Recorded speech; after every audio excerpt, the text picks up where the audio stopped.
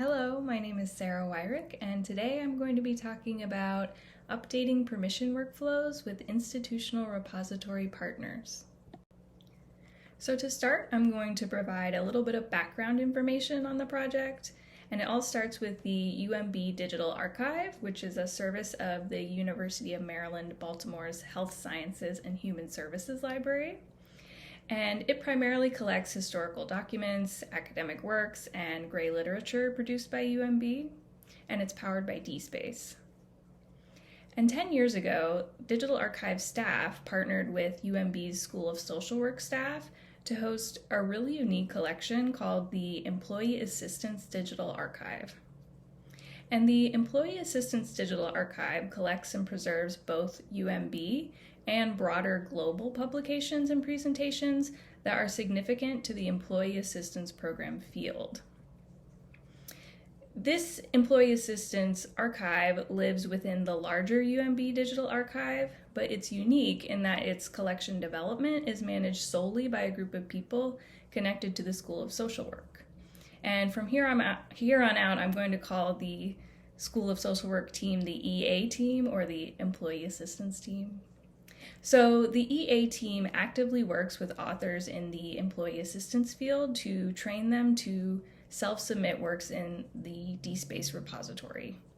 And the self-submission process within the DSpace platform is great because it's set up to require permission from submitters before they deposit their work into the archive. But for authors who are uninterested or unable to self-submit, EA team members often offer to submit works on the author's behalf, and this is where obtaining permissions and updating our workflow comes into play.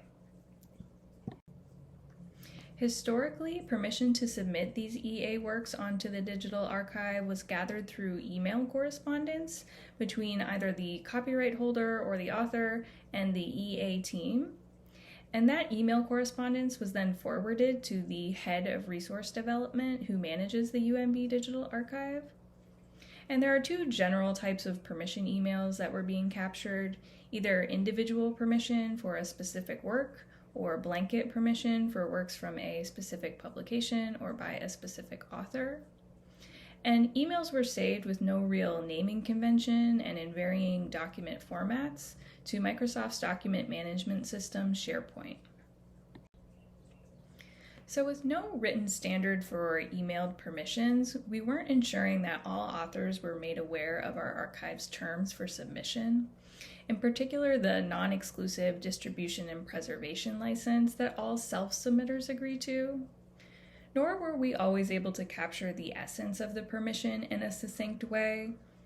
The specifics of the permission were often buried within pages of informal correspondence, and this paired with the lack of file naming conventions made it extremely difficult for library staff to search and retrieve permission information. And the need to verify past permission regularly comes into play when EA team members submit new articles by authors who have previously given blanket permission. Our UMB Digital Archive Working Group determined that we needed to update our current permission workflow to a more standardized and organized system.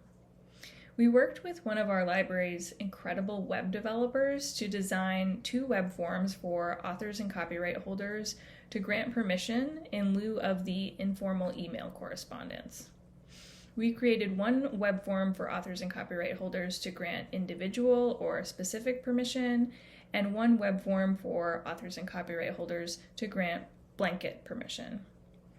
The forms collect basic information such as name, title of work, or blanket permission, and email address.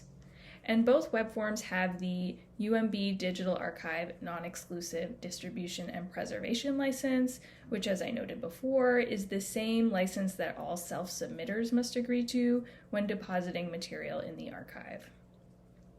And once submitted, these web forms deposit to an internal administrative site that serves as a database. And both the submitter and the UMB Digital Archive staff are notified of the submission. The administrative site also has a section for library staff to input legacy permission information, where we can then synthesize past email correspondence into the same fields used on our new web forms. This staff section allows us to attach any corresponding email files and add any accompanying notes.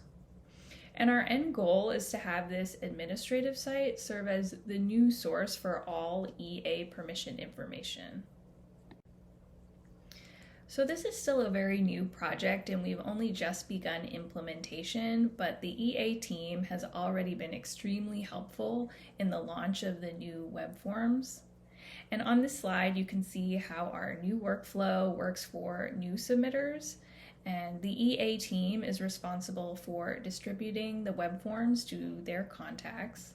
And once a form is filled, we inform the EA team, and the respective EA team member then submits the new work.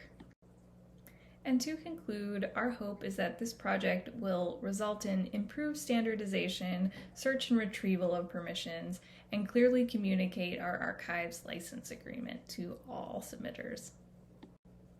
Thank you so much for your time today, and please don't hesitate to reach out if you have any questions.